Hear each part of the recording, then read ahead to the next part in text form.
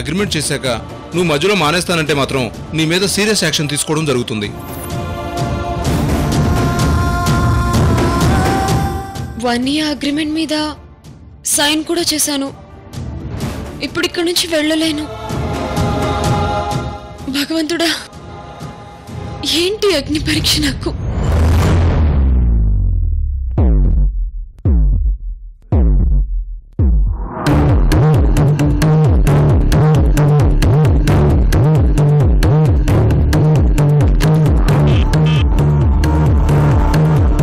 గౌరీ, ఇప్పుడు కొత్తగా సెలెక్ట్ అయిన వారి బయోడేటాలు, వాళ్ళ ఫోటోలు నా టేబుల్ మీద ఉన్నాయి. వాటిని ఫైల్ చేసి పెట్టు. రోజు మేడంకి పంపించాలి. అలాగే సార్. ఓకే.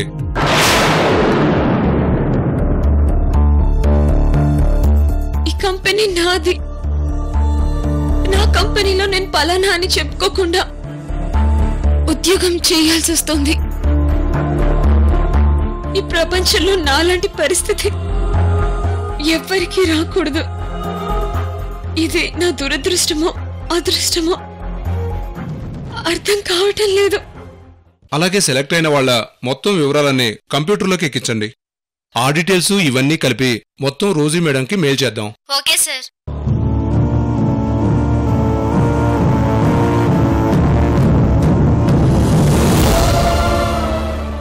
భగవంతుడా, నేనిప్పుడు తప్పించుకోలేను. తప్పించుకునే అవకాశం లేదు. నువ్వే నన్ను తప్పించాలి. పోనీ ఓ పంచి, నీ దగ్గరికి నన్ను త్వరగా తీసుకెళ్ళు. అలా అయినా నేను తప్పించుకున్నట్టుంటుంది. రోజీ,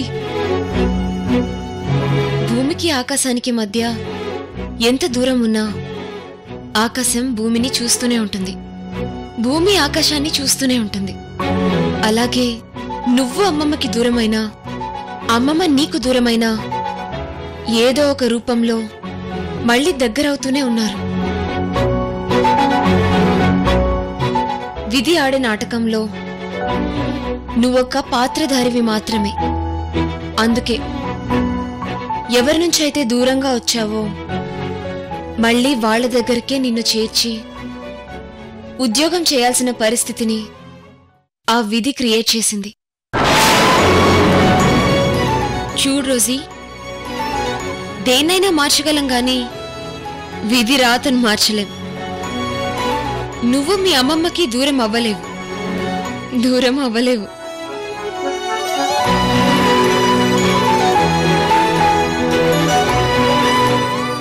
రోజీ, నువ్వు మీ అమ్మమ్మకి దూరం అవ్వాలనుకున్నా అవ్వలేవు. దూరం అవ్వలేవు. విధి మళ్ళీ మీ ఇద్దరినీ కలిపింది, మీ ఇద్దరినీ కలుపుతోంది.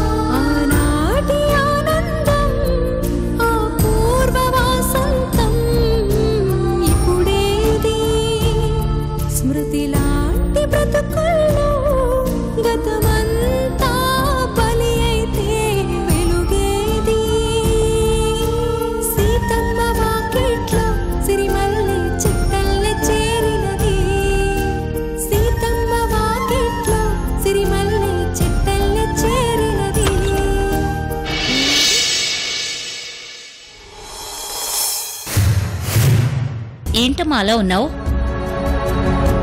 ఏమైందమ్మా? ఉద్యోగం దొరకలేదా? అయినా నువ్వు ఉద్యోగం చేయడం దేనికి? నందిని, చెప్పు తల్లి.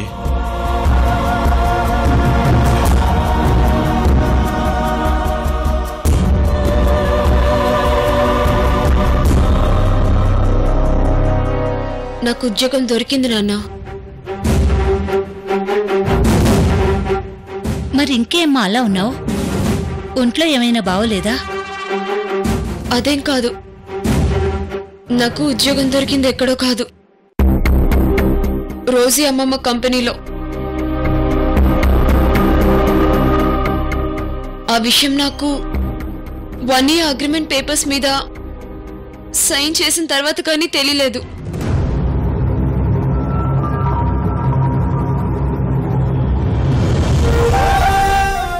వాళ్ళ దగ్గర నుంచి ఎంత దూరం అవుదాం అనుకుంటున్నా ఏదో ఒక రకంగా దగ్గర అవ్వాల్సి వస్తుంది.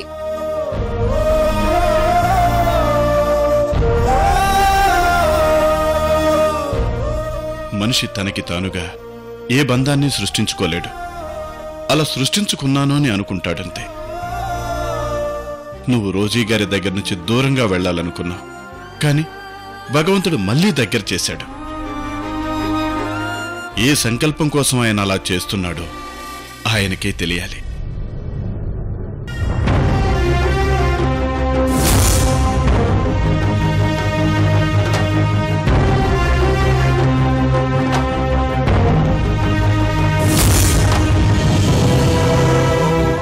అమ్మా నందిని, ఏంటమ్మా ఇది? ఏమైందమ్మా?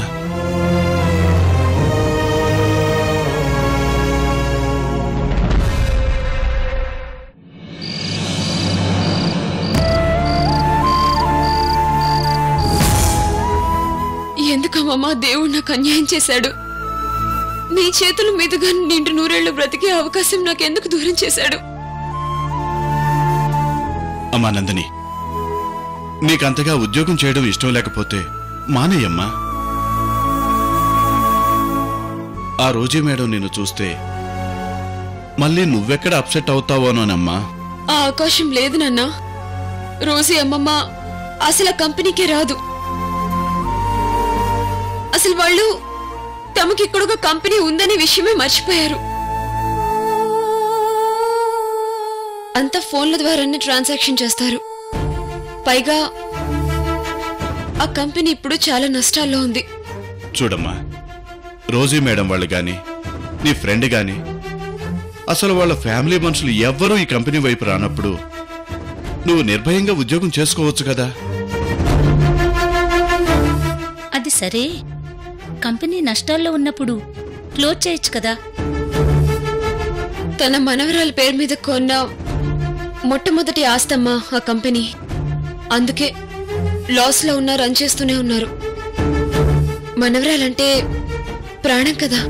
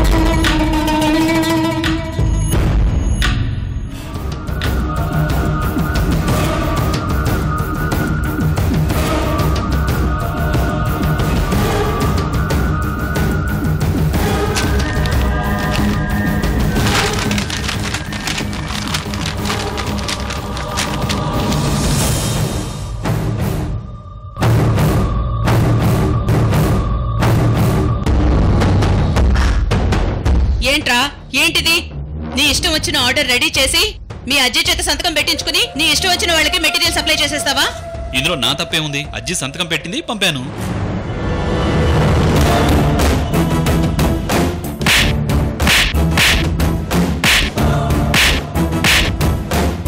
చాలా సింపుల్ గా చెప్పేశావు, సంతకం పెట్టింది పంపించాను అని. ఆ రోజు మీరిద్దరూ నా చేత సంతకం పెట్టించుకున్నప్పుడు చాలా హడావిడి చేశారు. మీ హడావిడి వెనుక ఇంత కుట్ర ఉందని అనుకోలేదు. నా మనవడు చాలా నిజాయితీ పరుడని చెక్ చేయకుండా సంతకం పెట్టాను. కళ్ళు మూసుకుని సంతకం పెట్టడం మీ తప్పు. దానికి మమ్మల్ని ఏం చేయమంటారు?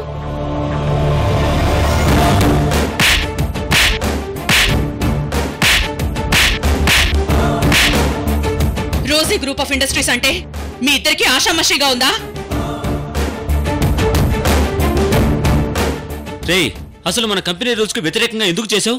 మనం రెగ్యులర్ గా మెటీరియల్ సప్లై చేసే వాళ్ళకి మనం ఎంత లోకువైపోయామో తెలుసా? ఇప్పుడు వాళ్ళు ఫోన్ చేసి ఎందుకు ఇలా చేసావని అడుగుతున్నారు. నా ఇష్టం వచ్చినట్టు చేస్తాను. నన్ను ప్రశ్నించడానికి మీకు ఎంత హక్కు ఉందో నేను ఇండివిజువల్ గా డెసిషన్స్ తీసుకోవడానికి కూడా నాకు కూడా అంతే హక్కు ఉంది.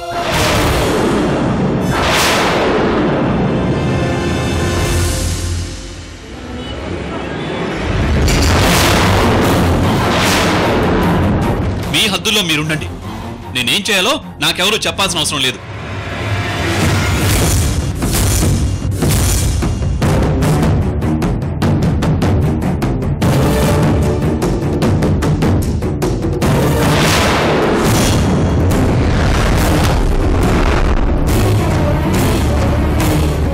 ఏంట్రా హద్దుల గురించి మాట్లాడుతున్నావు? అప్పుడే అంత పెద్దవాడు అయిపోయావా?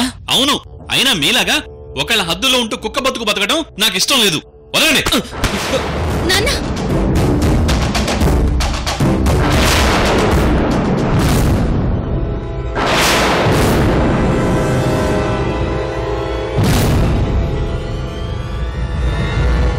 అన్నయ్య, నువ్వు కళ్ళు మూసుకుని ప్రవర్తిస్తున్నావు.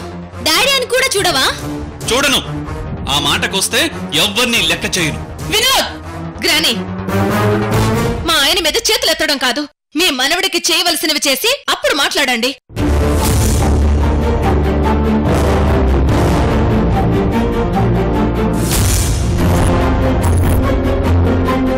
మా ఆయన ఇంటికి ఏకైక వారసుడు. మీకు అసలు సిసలైన ఒకే ఒక్క మనవడు. కానీ ఇంట్లో మగవాళ్లకు పెత్తనం ఇవ్వకుండా అంతా మీ చేతుల్లోనే పెట్టుకుని మా ఆయనకు అన్యాయం చేస్తున్నారు.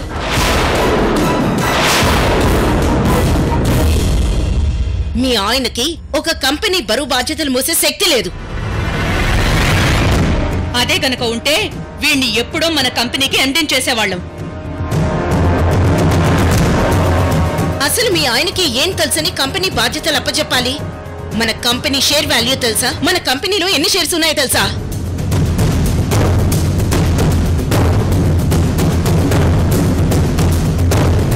మనకి ఇండియాలో ఎన్ని ఫ్యాక్టరీలున్నాయో, ఎన్ని బ్రాంచెస్ ఉన్నాయో టకటక చెప్పగలవా?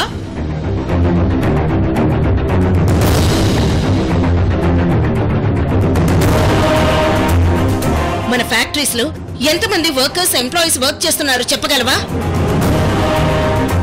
ఈ ఇయర్ లో ఫైనాన్షియల్ గా ఏ ఫ్యాక్టరీకి ఎంత లాభం వచ్చిందో, ఏ ఫ్యాక్టరీకి ఎంత నష్టం వచ్చిందో చెప్పగలవా? చెప్పు వినోద్, మీ అమ్మమ్మ అజ్జీలు అడుగుతున్నారుగా, చెప్పు.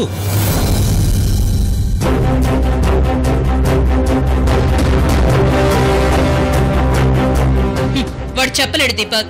అవన్నీ తెలుసుంటే వాడికి మనకి మధ్య ఈ రోజు ఇంత డిస్కషన్ వచ్చేది కాదు. నువ్వు చెప్పు దీపక్. మన కంపెనీ షేర్ వాల్యూ 4.62. మన కంపెనీలో మొత్తం 36,000కు పైగా షేర్లున్నాయి. మనకి ఇండియాలో 40 ఫ్యాక్టరీలు, 370 బ్రాంచెస్ ఉన్నాయి. అంతేకాకుండా మన కింద 10,116 మంది ఎంప్లాయీస్ పనిచేస్తున్నారు.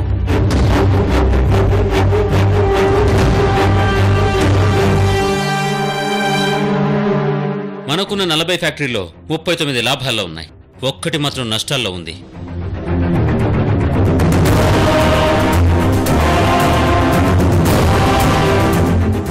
కనీసం ఈ విషయాలు నన్ను గాని మీ అమ్మమ్మ అజ్జిని ఒక్కసారైనా అడిగేవా?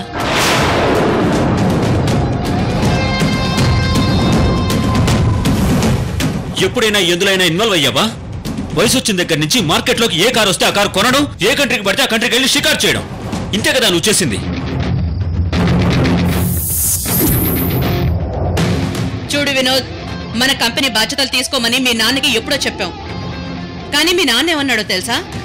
నేను బాధ్యతగా కంపెనీ కోసం పనిచేస్తాను గాని ఈ కంపెనీని ముందుండి మీరిద్దరే నడిపించాలి అని ఆ ఎండీ స్థానాన్ని నవ్వుతూ తిరస్కరించాడు.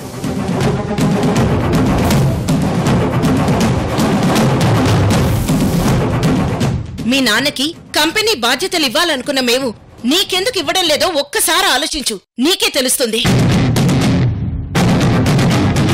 వీళ్ళిద్దరూ ప్రేమించినట్టు ఎవరూ తమ కుటుంబాల్ని తమ మనుషుల్ని ప్రేమించరేమో. అలాంటి వీళ్ళని ఎలా మోసం చేయాలనిపించింది నీకు? ఆఫ్టర్ ఆల్ 10 కోట్ల కోసం గడ్డి తింటావా?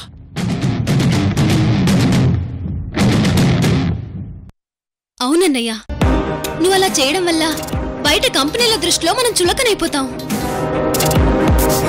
ఇదిగో, నిన్న కాక మొన్నొచ్చిందానివి, నువ్వు కూడా మా ఆయనకు చెప్పేదానివా? వదినా, మీకు నేనే కాదు, నీ కూతురు ఈషా కూడా చెప్పగలదు. ఎందుకంటే మీరు చేస్తున్న తప్పులు అలాంటివి. అన్నయ్య, అసలుకేం తెలియదు. ఎంతసేపు వదిన మాటలు పట్టుకొని నువ్వు పక్కదారికి వెళ్తూ నీ పరువుతో పాటు కంపెనీ పరువును కూడా తీయాలని చూస్తున్నావు. ఎందుకు?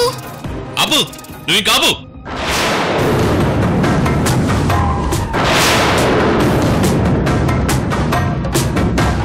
నువ్వింకా ఆపు. మీరందరూ నేను అసమర్థుండని, నేనేం చేయలేదని అంటున్నారుగా. ఏ, నాకెప్పుడైనా ఈ పనులు చేయమని గాని ఈ బాధ్యత తీసుకోమని గాని చెప్పారా? నీకు తెలుసా అని అంటున్నారే గాని నాకేం తెలిసేలా చేశారు? ఏం తెలిసేలా చెప్పారు? నీ చెల్లెలు దూరం అయిపోయింది, నువ్వే మాకు అన్ని అంటూ గారాబం చేసి నేను అడిగినవన్నీ కొనిచ్చి ఇంట్లోనే కూర్చోబెట్టారు.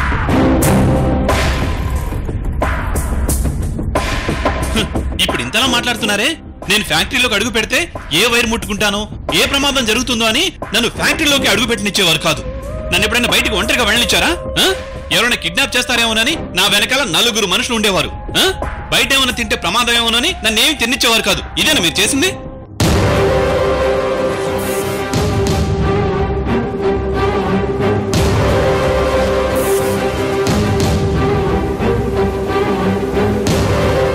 నాకు బాధ్యతలంటే ఏంటో తెలియకుండా చేసింది మీరే.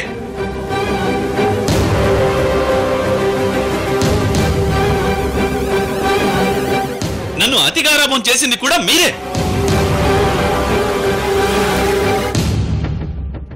సరే, ఇంత దూరం వచ్చింది కాబట్టి అడుగుతున్నాను. నాకు ఆస్తిలో వాటా కావాలి. నా వాటా నాకు ఇవ్వండి.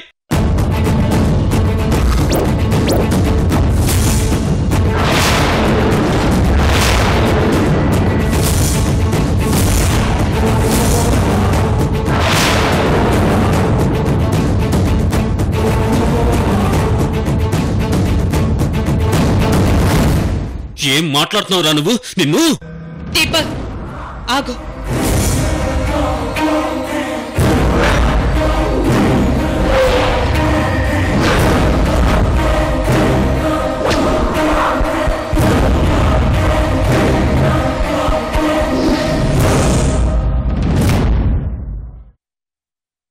ఓకే వినోద్, ఆస్తిని విడగొట్టడం ఎందుకు? ఆస్తి మొత్తం నీకే ఇచ్చేస్తాను. నిన్నే ఎండిన్ చేస్తాను.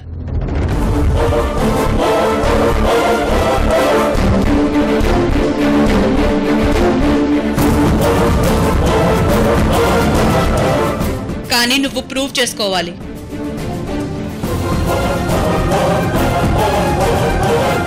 ఒక్క విషయంలో ప్రూవ్ చేసుకోవాలి. ఎలాంటి విషయంలోనైనా ప్రూవ్ చేసుకుంటాను, చెప్పండి. బోధన్లో మన ఫ్యాక్టరీ ఒకటి ఉంది. అది నీ చెల్లెలు రోజీ పేరు మీదే ఉంది. ప్రస్తుతం అది లాస్ లో ఉంది.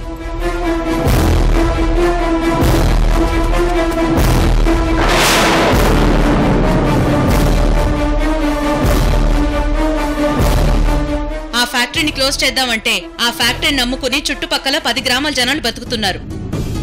అందుకే ఆ ఫ్యాక్టరీని క్లోజ్ చేయలేకపోతున్నాం. పైగా అది మేము ఫస్ట్ పెట్టిన ఫ్యాక్టరీ.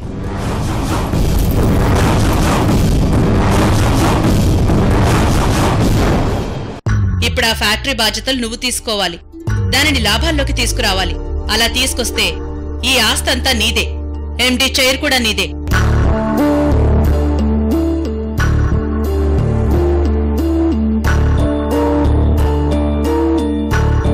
చెప్పు వినోద్, నా గురించి ఆలోచించకు. తన మాటే నా మాట, నా మాటే తన మాట.